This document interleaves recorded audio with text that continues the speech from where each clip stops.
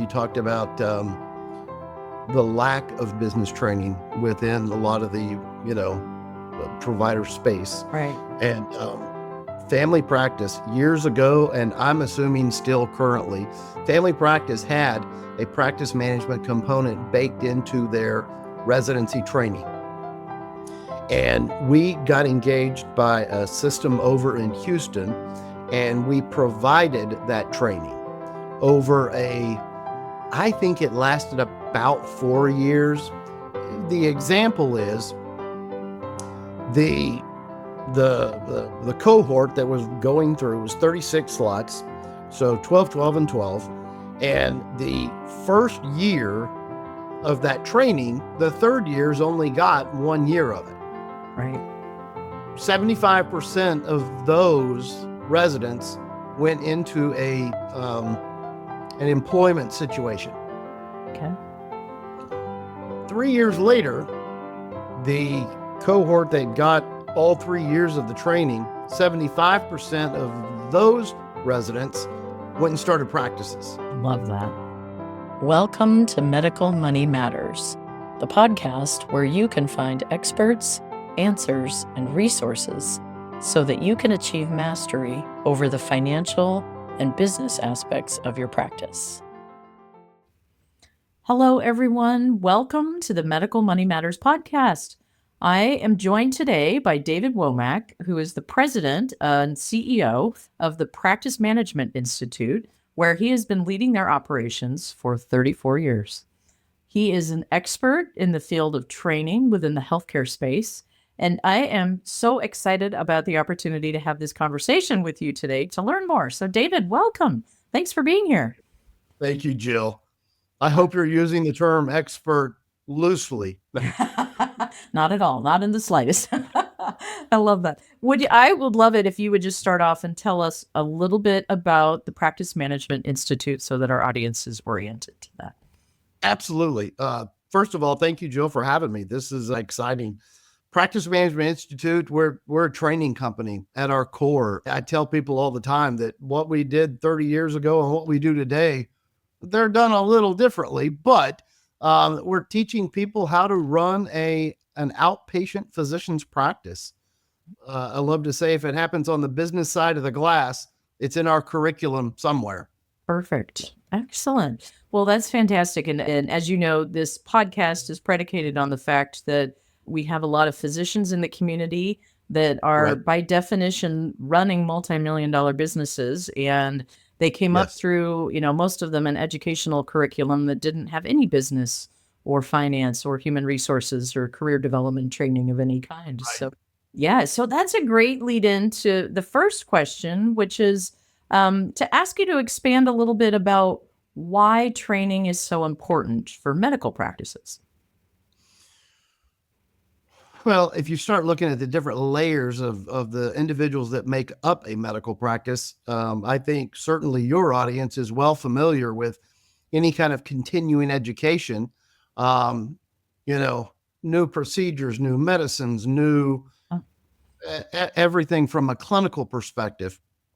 From a non-clinical perspective, all of the changes that really happen on an annual basis deal with rules and regulations. Yeah. And the interesting thing is those rules and regulations don't always change. They just get layered upon the old ones. Mm-hmm. Mm-hmm. So you certainly know there's a lot of coding and things like that literally change every year, but there's always some new layer of expectation, new layer of rules that are layered in on top of old ones. And man, unless you're just a vivacious reader, that's one of the things that training is really good for, is to bring you up to date and current on what's going on. Yeah, that's fantastic. And we see lots of changes, as you say, with the regulations, as well as you think about sort of the front office, the front of the house, differences in how we interact and what we consider to be excellent customer service too. Those evolve and change over the years, right? So, what I learned as a receptionist, 35 years ago, It wouldn't, some of that obviously would still apply, but there's a lot that's new that's happened. It makes me think about Microsoft Teams. Yep. Microsoft Teams as a platform, I have given all kinds of kudos to over the last 5 years because I think it was a good product in 2020. Mm-hmm. And I think feature by release after release, they've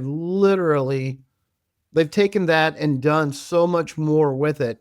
Anybody that uses Teams on, a daily basis has certainly seen the incremental and the monumental changes in the platform. Uh-huh. But, our IT guy is famous for putting up different training clips that we're encouraging people to go look at and watch. So it's not only clinical, it's not only rules and regulations, but it's just the everyday ins and outs of utilizing the software that's in front of you. The telephone system may have had an upgrade. Mm-hmm. Different services that you utilize from a third party may have changed.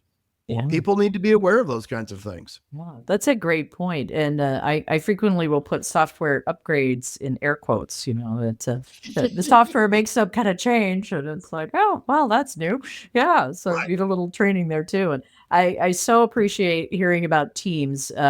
My team at the office has been dragging me kicking and screaming into using Microsoft Teams more. So I'll have to let them know, David, you made a plug for that. You may be a plant. I don't know. But it's true. The technology, all the technology that we use changes. And Absolutely. That's a key for helping people, really show up and be their best. I believe everybody gets up in the morning and comes into work wanting to do a good job. So it's, how have we Really? set them up? I do, for the most part, with a couple exceptions. Oh, that's so great. I love it. Well, how about, I'd love to hear one or two of your best success stories for training as you think about the impact you've had over the years. Oh my gosh. One of my literal all-time favorites, and is years old at this point. But when you started off, you talked about the lack of business training within a lot of the provider space. Right. And family practice years ago, and I'm assuming still currently, family practice had a practice management component baked into their residency training. And we got engaged by a system over in Houston, and we provided that training over I think it lasted about 4 years. The example is the cohort that was going through was 36 slots, so 12, 12, and 12. And the first year of that training, the third year's only got 1 year of it. Right. 75% of those residents went into an employment situation. Okay.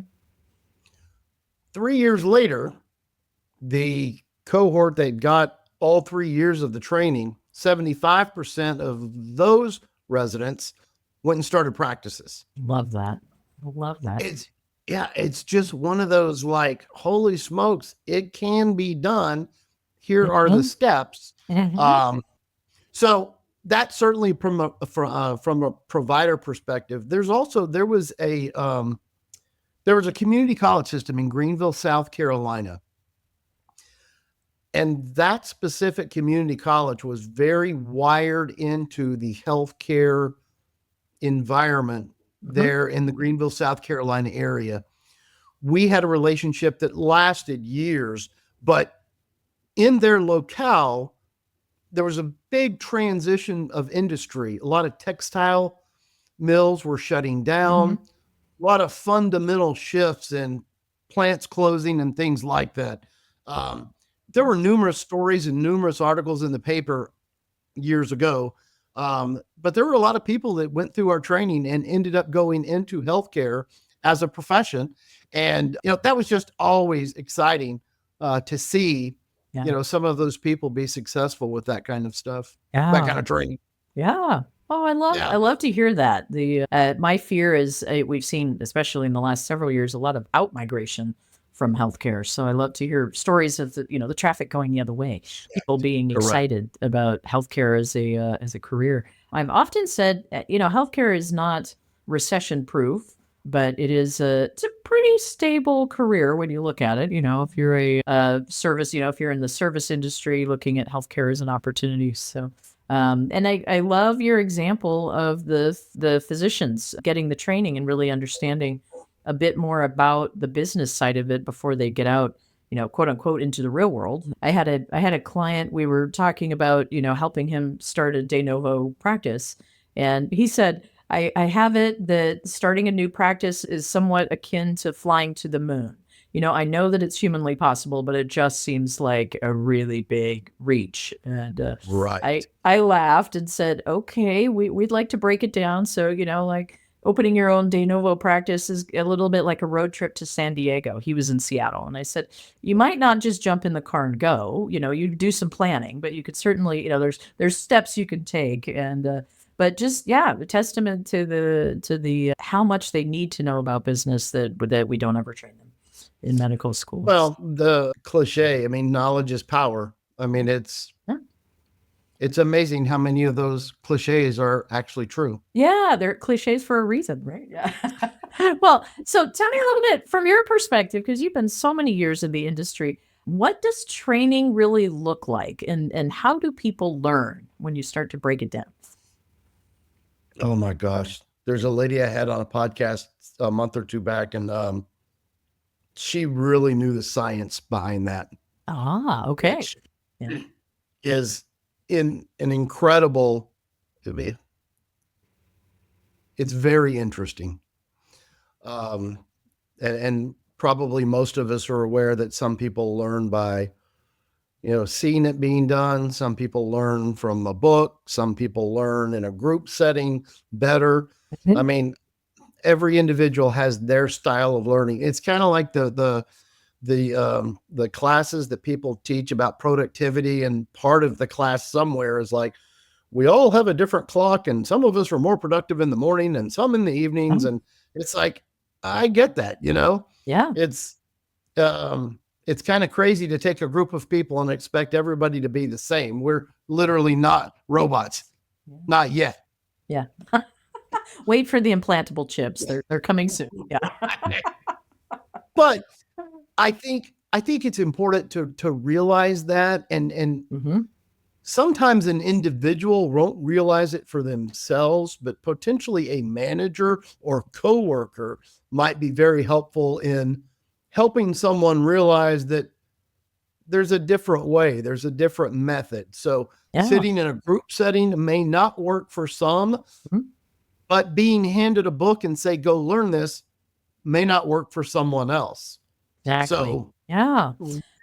realizing that, I think, is important. And understanding we have the visual learners and we have the auditory learners, and then the as I like to think of it, the medical school, see one, do one, teach one. That works for Right. some people. And Absolutely. there's others that I know for my own self.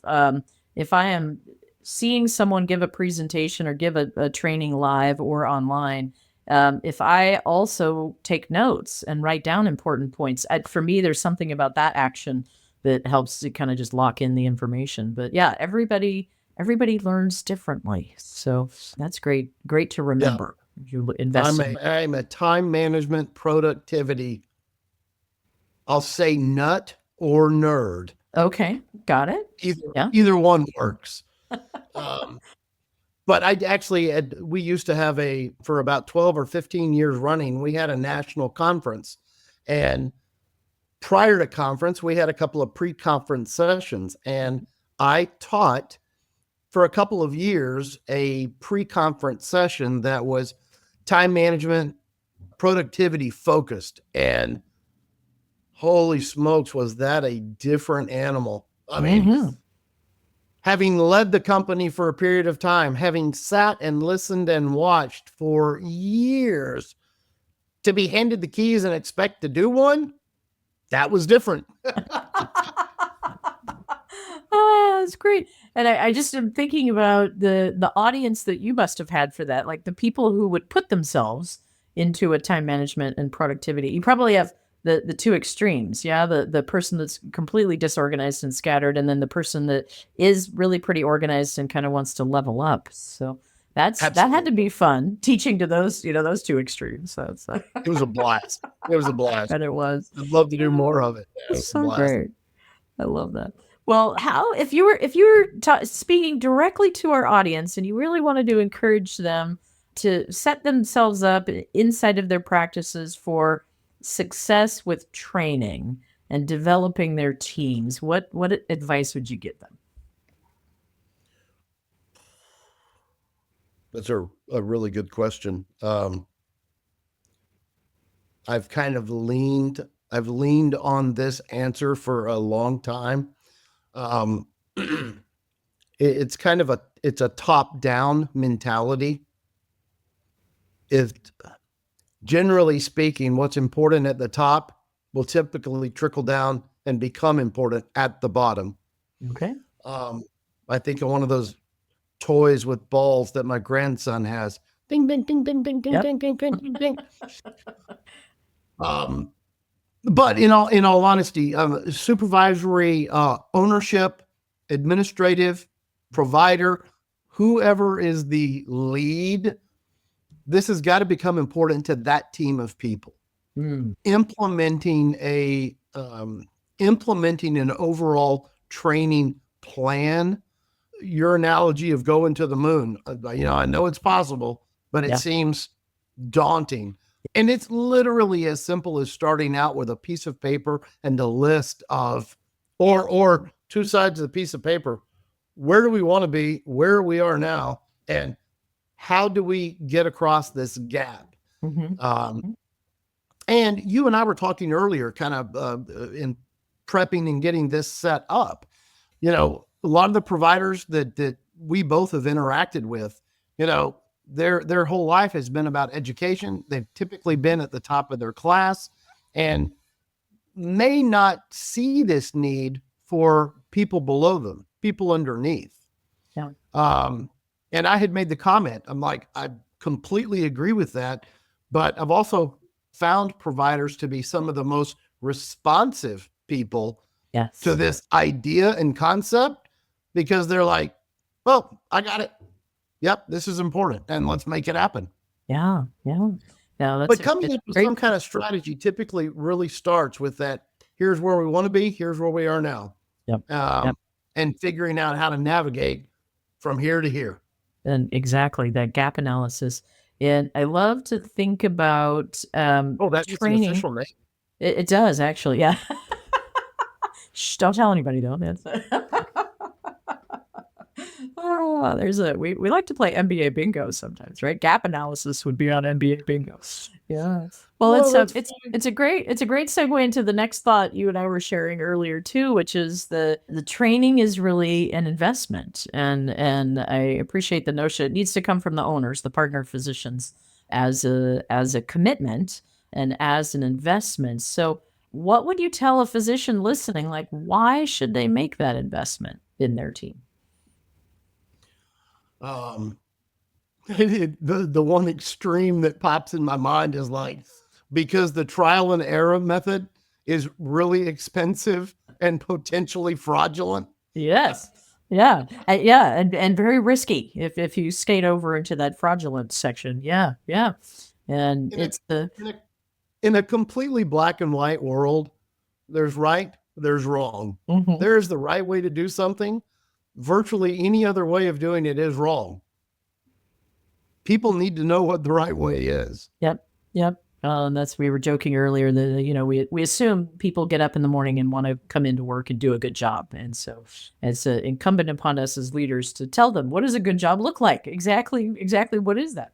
Yeah. So this is something that has come up really often, and I say recently, but recently being the last 36 months, the last several years.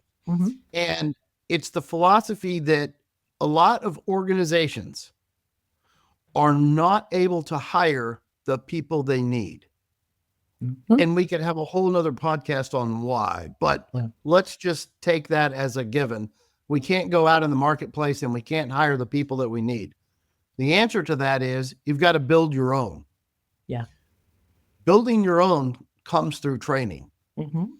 You had mentioned before somebody that starts at the front desk and is given an opportunity, or management, supervisor, provider, somebody sees that spark in someone and Yes. was like, hey, that person could go to the next level. That's the person to invest in, using your words. I mean, that's an investment. That's an investment in a person or a team, but ultimately the overall organization. That's a beautiful point. And that's a great invitation for our audience to just pause and think about the team that you work with every day, and maybe, who has that extra spark, who's maybe a little underutilized right now. And if you were to invest a little bit in them, and, just to, as we were saying earlier, let them know you see them doing a good job and you believe in them, how meaningful that feedback can be to an individual. You've certainly experienced this, the revolving door mentality. We used to joke, I don't know what the dollar amount is now. It used to be a quarter. Somebody would leave and go down the hall for another quarter an hour. Yep. Yeah.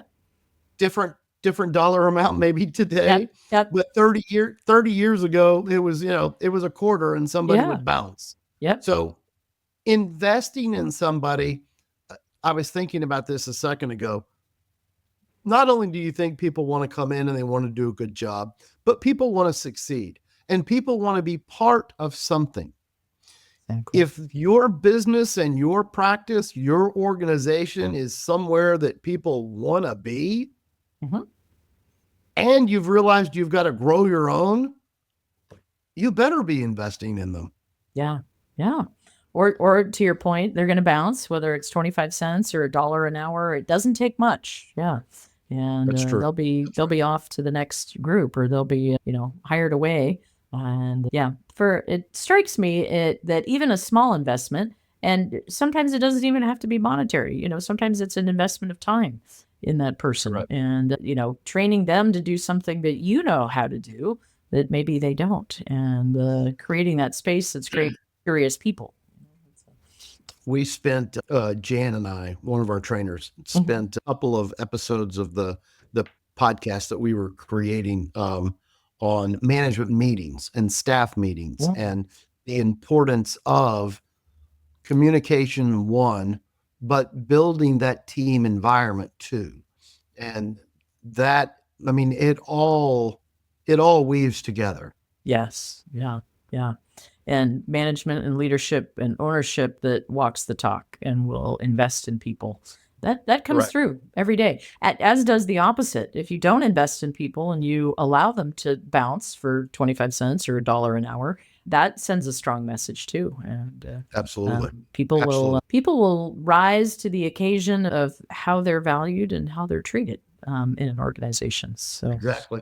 whatever that level is, however valued or not valued they are. So. That's right. That's right. Well, I'm curious to know from your perspective, because you have been in the industry for a long time, how has training evolved and changed? Maybe since the pandemic. I know you could have a much longer look back than that, but what are the things you're seeing now? Oh,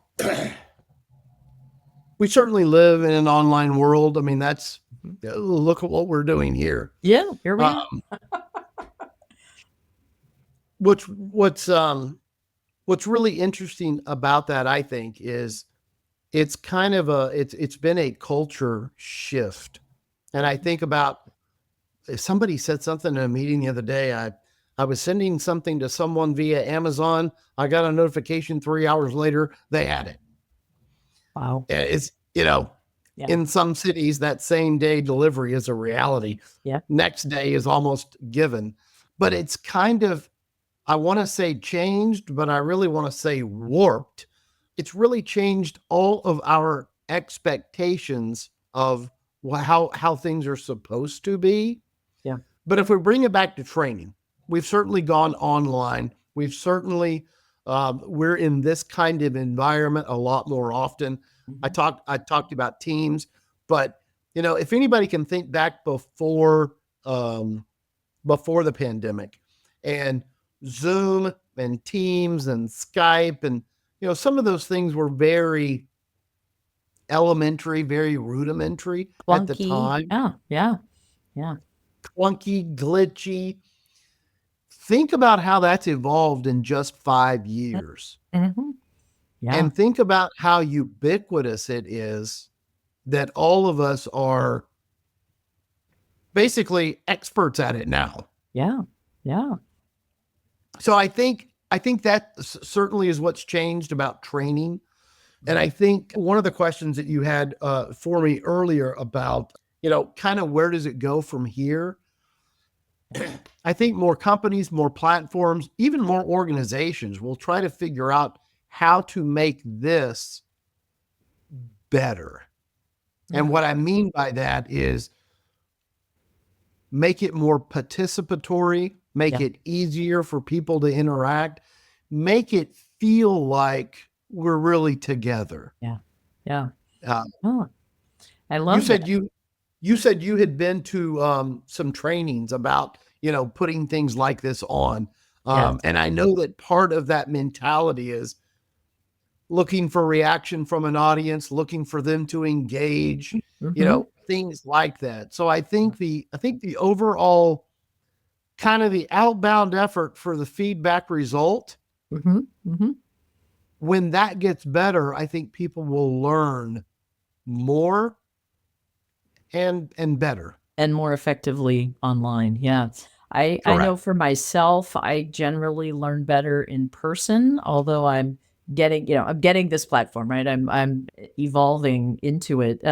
Probably one of the most challenging for me is the way we lead our physician leadership project classes is hybrid. So we have people in the room and we have people on a Zoom simultaneously. And so Oh, that's a whole new job skill for me to develop, is just how do I facilitate to that mixed audience where and is it how do you give attention to both exactly, audiences? yeah, equal airtime, right? Yeah, yeah. Correct.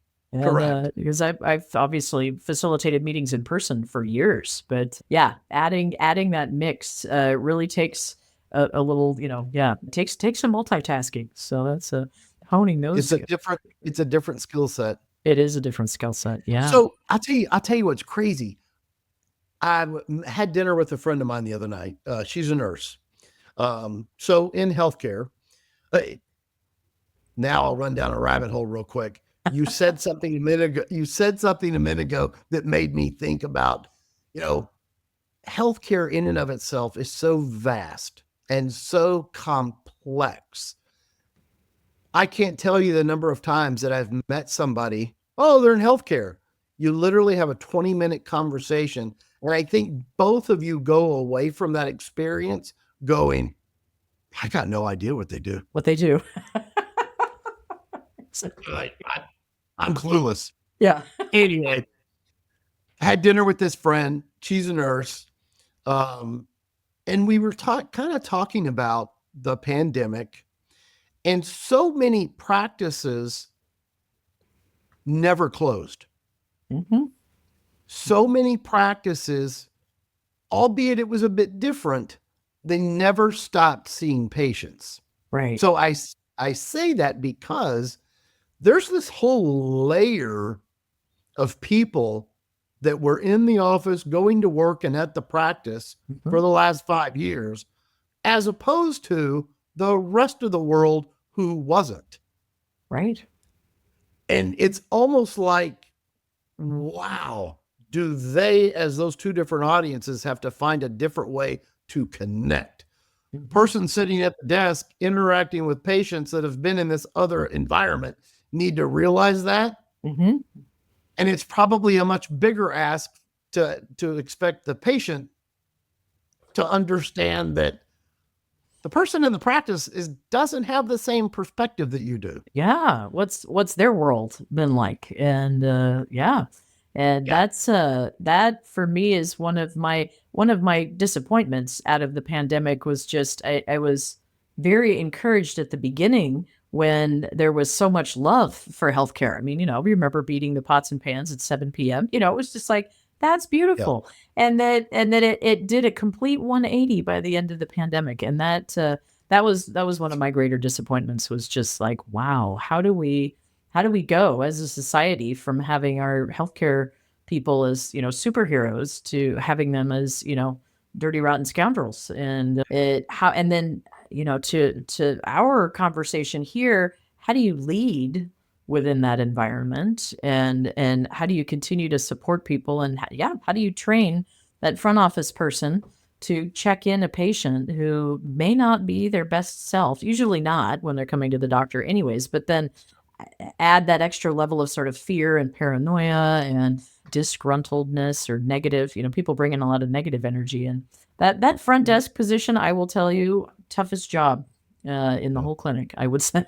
Just the stuff they get, or pick another word that begins with S, the stuff they get from the patients coming in the Yeah. door. And by the time the patients get back to the back, they are nice as could be to the physicians. Well, Jill, it reminds me of how important it is to have the conversation. And specifically, I'm talking about internally within the practice. It's almost like you need to huddle every morning and remember, that outside world today is coming in. Yep. Let's be prepared. Exactly. Let's take a deep breath and Yeah. bring along your sense of humor, because you're going to need it. Yeah. That is true. So fantastic. So fantastic. Well, this has been an absolute delight to have this conversation. I would love to hear from you any last pearls of wisdom you might have for our audience that you'd like to share with them from your years of experience. Oh my gosh. I'm sure you could give us a whole string of pearls, probably. Yeah. I think maybe to go back and touch on something, and that is just the importance of an overall effective training program, training plan. I think that top-down buy-in and push, if you will, I think is incredibly important.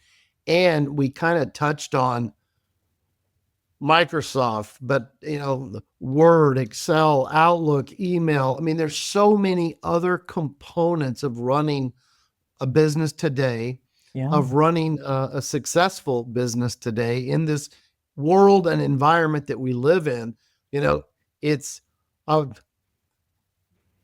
somebody will slap me back at the office. It ain't all about billing and coding and compliance. Right. There's a lot more to this. And there's some great resources out there. Pearl of wisdom. A lot of state and local medical societies of some kind of size or significance are fantastic resources. Yes. Yeah. And the professional associations, if they've done anything fantastic over the last 5, 10, and some of them longer years, they are incredible fountains of knowledge that's typically specialty specific. Yes. Yeah. Yeah. That's a great point. And those resources I see them as largely underutilized. So that's a great suggestion. Incredibly under. Yes. Yeah. Wonderful. Wonderful. Well, David, thank you so much. I so appreciate you spending time with me today, and look forward to many more conversations. I look forward to it, Jill. Thank you again for having me. Thank you. All right. As a postscript to this podcast episode, Healthy Practices and Practice Management Institute are delighted to formally announce our new strategic partnership. Healthy Practices will be offering the PMI curriculum to our clients throughout the Pacific Northwest and beyond.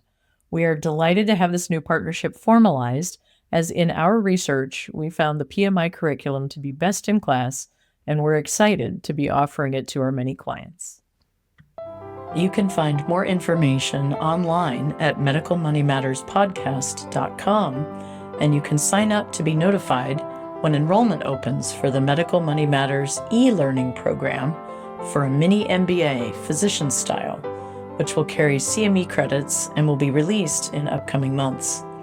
In that, we'll do an even deeper dive so you can understand dynamic budgeting strategies, cash flow forecasting, and other more esoteric financial concepts. We've included those links in the show notes. As I like to close out these podcasts, congratulations on taking the next step in your professional development and for making the commitment to learn about the financial and business aspects of your practice.